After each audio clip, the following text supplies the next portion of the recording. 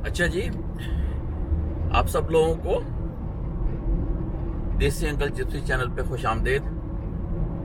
मेरा नाम सुहेल अब्दाली है। मैंने एक वीडियो अपलोड की है अभी रिसेंटली, जिसमें कि जिक्र किया था कि कर्जे और जो सिस्टम चल रहा है उसकी वजह से क्या मसाइल हो रहे हैं, क्या नहीं हो रहे हैं। तो कुछ कमेंट्स थे और यहाँ पे भी कुछ लोगों ने वर्बली कॉल करके भी बात की मुझसे कि भाई अमेरिका में रहते हो, जो कि कैपिटलिस्ट सोसाइटी है, कंज्यूमरिज्म के ऊपर चलता है सारा मामला यहाँ पे कि कंज्यूमर्स चीज़ें खरीदते हैं तो कैपिटलिस्ट सोसाइटी चलती है, और तुम कहाँ की बातें कर रहे हो। ये तो बात जो है वो गलत नहीं है किसी की भी। और मुझे ये है कि अमेरिका तो है कैपिटलिस्ट सोसाइटी, और कंज्यूमरिज्म के ऊपर सारा का सारा कि कंज्यूमर होंगे, चीज़ें खरीदेंगे तो वो सोसाइटी चलती, कैपिटलिस्ट सोसाइटी। ख़तरा ये नज़र आ रहा है कि यही सोसाइटी जो है, जो यहाँ पे है, वो कॉपी होती जा रही है दूसरे मुल्कों में भी, और उसको कॉपी किया जा रहा है ये समझ के कि ये अच्छा सिस्टम है। अगर भाई अमेरिका में चल रहा है और इससे सोसाइटी इतनी कामयाब है, अमेरिका की कंट्री इतनी कामयाब है कि बड़ा पैसा है और ये है वो है, तो यकीनन कोई ना कोई अच्छा सिस्टम होगा। तो उसके बारे में बात हो रही थी कि क्या वाकई ऐसा ही है कि कोई बहुत ही अच्छा सिस्टम है अमेरिका में जिसको कि कॉपी किया जाए। तो किसी ने कहा कि भाई ये चीज़ें तो रुकेंगी थोड़ी, लोग खरीदने वाले भी होंगे और कमर्शियल जो बेचने वाली चीज़ें हैं वो भी बिकती रहेंगी। तो तुम्हारे कहने से कि मिनिमलिज्म और ये सब चीज़ें और गाड़ी है या घर की चीज़ें हैं वो कैश पे खरीदो, अगर नहीं खरीद सकते तो ना खरीदो। तो दो तीन चीज़ें उसके सामने आ रही थी। एक तो ये कि सोसाइटी ये इस पे बेस करती है। दूसरी बात ये आ रही थी कि अगर लोगों ने चीज़ें खरीदनी कम कर दी तो बननी कम हो जाएंगी, मतलब उसकी मैन्युफैक्चरिंग कम हो जाएगी तो फिर ये कि जॉब के मसाइल भी हो सकते हैं लोगों के लिए। तो ये दो तीन चीज़ें सामने आ रही थी। बात सारी ये हो रही है कि सोसाइटी तो लगता नहीं है कि कोई नियर फ्यूचर में, इवन हंड्रेड्स ऑफ ईयर्स में, ये सोसाइटी चेंज होनी है कि यहाँ पे कैपिटलिज्म ख़त्म हो जाए और कुछ और चीज़ें शुरू हो जाएं। वो तो नज़र नहीं आता, नामुमकिन नज़र आता है, ना मैं उसको सोच रहा हूँ कैसा हो जाएगा लेकिन जो मेरी ख्वाहिश है, जो मेरी वो है एक तरह से अपना ड्रीम मेरा, वो सिर्फ इस हद तक है कि अगर कुछ लोग भी ये मैसेज सुनने के बाद इस पे सोच रखें और चेंज करें अपने आप को कि कंज्यूमर जो बनना, एक बड़ी मशहूर टर्म चल रही है कि कंज्यूमर का लफ्ज़ जो निकला है वो ज़ाहिर से निकला है कि कंज्यूम। अगर आप कंज्यूम कर रहे हैं किसी चीज़ को, और वो कंज्यूम करने की चीज़ जो है वो यकीन इसमें आती है कि आपकी नीड में है, तो कोई मसला नहीं है जी। ये तो बहुत ही अच्छी बात है कि आपको लेनी चाहिए, इसी तरह से चलता है काम। लेकिन ये कि वो कंज्यूमरिज्म जिसमें कि आप एक तरह से बस खरीद रहे हैं, कंज्यूम नहीं कर रहे, खरीद रहे हैं, और वो चीज़ आपके घर में आके रख दी जाती है, क्लोजेट में आके लटक जाती है, या एक गैराज में आके स्टोर हो जाती है, और वो कंज्यूमरिज्म जो है ना वो नहीं है। वो कंज्यूम आप नहीं कर रहे, बेसिकली आप just buying something, may be impulse buying. और ज़्यादातर लोगों की जो बाइंग होती है ऐसी चीज़ों की जो कि नीड में नहीं है बल्कि वांट में आती है, वो रखी रह जाती चीज़ें, इस्तेमाल में नहीं आती। जो कि मैंने अपनी वीडियो में बताया था कि यहाँ पे तो गैराज बने हुए होते हैं घरों के अंदर, और बेसिकली लिटरली कोई गाड़ी गैराज के अंदर खड़ी मैंने कभी ही कम ही देखी है। ज़्यादातर गाड़ियाँ बाहर जो ड्राइववे है जहाँ पे घर के आगे की जगह या सड़क के किनारे, वहाँ खड़ी होती हैं, और गैराज सामान से भरे हुए हैं, और उनको खुद नहीं पता कि इस गैराज में सामान क्या क्या है, कि क्या ऐसा होगा कि सोसाइटी चेंज हो जाए। तो मैं आपको एक बात बता रहा हूँ कि सोसाइटी जो है वो चेंज होती है एक बहुत छोटे लेवल पे, फिर वो अगले लेवल पे जाती है, फिर अगले लेवल पे जाती है, फिर अगले लेवल पे जाती है। ये कोई ओवरनाइट प्रोसेस नहीं है कि सोसाइटी चेंज हो जाएगी, और मैं एक्सपेक्ट भी नहीं कर रहा सोसाइटी चेंज हो जाएगी। आजकल के ज़माने में एक बड़ा ट्रेंड चल पड़ा है अमेरिका में, जो कि और ज़्यादा तबाही की तरफ लेके जा रहा है। वो ये कि पहले ज़माने में फाइनेंसिंग, अगर गाड़ी आप खरीदने जा रहे हैं तो आपकी फाइनेंसिंग होती थी 3 ईयर्स की, कि आपको 3 ईयर्स में पे ऑफ कर देना है। फिर वो लोअर करने के लिए लोगों को गाड़ियाँ महंगी होती जा रही थी, तो उन्होंने कहा अभी 4 साल में पे कर दो, कोई बात नहीं। अल्टीमेटली 5 साल की जनाब उसकी किस्तें चलनी शुरू हो गई। आजकल के ज़माने में 6 और 7 साल पे भी जा रहा है वही गाड़ी की पेमेंट, क्योंकि वो कहते हैं आप और महंगी गाड़ी ले लें। लेकिन ये कि पेमेंट असल में सारा जोर किस बात पे है कि किस्त कितने अमाउंट की है, उसके लिए वो ड्यूरेशन बढ़ाते जा रहे हैं, मतलब आपके ऊपर कर्जे की जो है ड्यूरेशन बढ़ाते जा रहे हैं। लेकिन ये कि पेमेंट कम रखने के चक्कर में, आपको पकड़ने के चक्कर में वो आपको गाड़ी पकड़ा देते हैं कि आपकी पेमेंट जो है वो तो सिर्फ $300 है।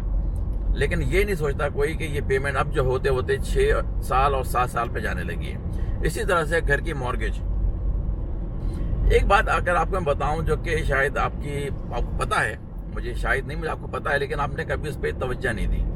वो ये है कि आप अगर गाड़ी लेने जा रहे हैं फॉर एग्जांपल, और आपकी गाड़ी जो है अमेरिकन डॉलर में बात करूंगा कि मुझे उसी के बारे में मालूमात है, आप उसको कन्वर्ट कर लें पाकिस्तानी लिहाज से, इंडिया के लिहाज से, तो आपको पता होगा कि वहाँ पे गाड़ियाँ कितने की बिकती हैं, कितने की नहीं बिकती। अगर यहाँ पे कार आप कोई खरीदते हैं, जो कि नॉर्मल यहाँ पे चीपेस्ट गाड़ी जो है वो तकरीबन $20,000 की होती है रफली, और नॉर्मल मीडियम साइज की जो होती हैं जो कि एवरेज कहलाती हैं वो तकरीबन 30,000 की होती हैं। फिर ऊपर जाके फिर लग्जरी और दूसरी चीज़ें शुरू हो जाती हैं। तो अगर मैं एक मीडियम अंदाज में चलूँ कि 30,000 की आपने गाड़ी ली है और आप सोचते हैं कि मैं इसकी किस्तें जो हैं वो 7 साल में दूंगा, तो आपको पता है, लेकिन आपने कभी गौर नहीं किया है कि वो 30,000 वाली गाड़ी जो है जब आप किस्तें ख़त्म करेंगे अपनी सारी उसकी, तो वो आपकी एक तरह से 30,000 आपने नहीं दिया उसके आपने रफली 40 to 50,000 डिपेंडिंग ऑन के इंटरेस्ट रेट वगैरह क्या है, आपने 40 to 50,000 डॉलर की उस गाड़ी के आपने दे दिए। आपको वो ऑलरेडी गाड़ी जो आपने ख्याल में मैंने बड़ी डील बनाई अच्छी कि 30,000 की गाड़ी ले ली डॉलर की, और अब जो है जब आपको पता चलेगा, आपको कभी सोचे ज़रा सी देर के लिए, तो वो गाड़ी जब आपने ख़त्म की पे ऑफ करा के, तो वो आपको पड़ी है तकरीबन 40, 45 या 50,000 की रफली, डिपेंड करता है कि कितना इंटरेस्ट। ठीक है, वो आप नहीं सोचते कभी भी कि अल्टीमेटली ये गाड़ी जो मैंने खरीदी थी ये मुझे तो 50 की पड़ी। आप अपने जहन में आपके हमेशा वही रहेगा कि आपसे कोई पूछे कि ये गाड़ी कितने की ली, 30,000 की। लेकिन ये कि अल्टीमेटली आपने 30,000, जैसे उसी तरह से घर, और घरों में बड़ा मसला है। आपने घर लिया जाके और बार्गेनिंग करा के जो कुछ भी है, आपने सोचा कि मैंने ये घर 300,000 का लिया है, लेकिन आपने उसके ऊपर 30 ईयर्स या 40 ईयर्स की फाइनेंसिंग करवाई है। तो लिटरली अगर आप फाइनेंसिंग मतलब घर की कीमत देने में कामयाब हो गए, 30 साल तक उसी घर में रहते रहे या 40 ईयर्स तक उसी घर में रहते रहे, जिंदा भी रहे और आपने कीमत अदा कर दी घर की। आपका अगर ये ख्याल है कि आपने 300,000 दिया है जो कि आपने घर का लिया था उस वक्त खरीदते हुए, बिल्कुल भी नहीं, बल्कि सबको पता है। और अगर आपने कभी सोचा है तो नॉर्मली वो 300,000 का घर जो है वो 600 to 700 में आपको पड़ता है इन दी एंड। तो आप किसी को पूछते हैं आपने घर कितना का लिया, मैंने 300 का लिया। नहीं जी, आपने 300 का नहीं लिया है, बेसिकली आपने ऑब्लिगेशन ली है जो कि 600 to 700,000 की ऑब्लिगेशन अपने ऊपर चढ़ा लिया आपने उस घर के मामले में। ये बातें हैं, अगर आप सोचना शुरू करें तो वाकई आपको लगेगा कि क्या घोर धंधा है दुनिया का, क्या खेल तमाशा है, किस तरह से ट्रैप किया जा रहा है आपको ऐसी चीज़ों के ऊपर जो कि आप नहीं समझ सकते। अगर आपका ये ख्याल है कि ये फाइनेंसिंग करने वाली कंपनी आपको कोई फेवर दे रही है, आपकी कोई फिक्र है उनको, चाहे वो क्रेडिट कार्ड हो, चाहे वो बैंक हो या प्राइवेट फाइनेंसिंग कंपनीज हो, किसी को आपको कोई फिक्र परवाह नहीं है। जितनी बड़ी से बड़ी और महंगी से महंगी बिल्डिंग्स अमेरिका में हाई राइज बिल्डिंग कहलाती हैं, वो जो बनी हुई हैं, जो नज़र आती हैं, वो उन कंपनीज की हैं ज़्यादातर जो कि इस बिज़नेस में हैं, चाहे वो बैंक्स हों, चाहे वो क्रेडिट कार्ड्स के हों, चाहे वो मुख्तलिफ किस्म की फाइनेंसिंग कंपनीज हों। तो उन्हीं की बिल्डिंग सबसे ऊंची, सबसे बड़ी आलीशान बनी हुई होती है। तो इससे आप अंदाज़ा कर सकते हैं कि ये चीज़ जो है ये आप ही के पैसों से बनी है। सारी बड़ी बिल्डिंग जो है ये आप ही की जेब से पैसे निकले हुए हैं, उन्होंने ही वो इनकम दी है उन कंपनीज को जो कि वो इतनी बड़ी आलीशान बिल्डिंग, बड़ी ऊंची बिल्डिंग्स बना रहे हैं। आप तो इससे इम्प्रेस होते हैं कि जी क्या सिटी बैंक के देखो कितनी बड़ी बिल्डिंग है, लेकिन सिटी बैंक के पैसे बिल्डिंग बनाने के आए कहाँ से हैं? वो आप ही की जेब से है। आप तो बन गए बेवकूफ़, लेकिन ये कि वो अपने हंसते हुए आपसे पैसे बनाए जा रहे हैं। अगर आपको हर चीज़, मुझे अभी पता नहीं है, वैसे सही बता दूं मैं अज्यूम कर रहा हूं कि